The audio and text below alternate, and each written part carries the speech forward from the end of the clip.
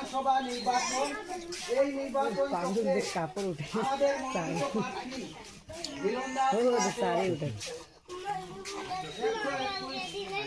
বিধানসভায়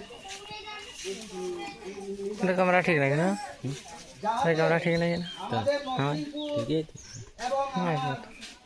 21টা জায়গাটা ঠান্ডা বাগানের হয়ে গেছে না শ্রমিক ভাই বন্ধুদেরকে বলছি যে আমাদেরকে অনেক অবহেলা করা হয়, যাতে আমরা এইটা কোনোদিন মেনে নিব না। কারণ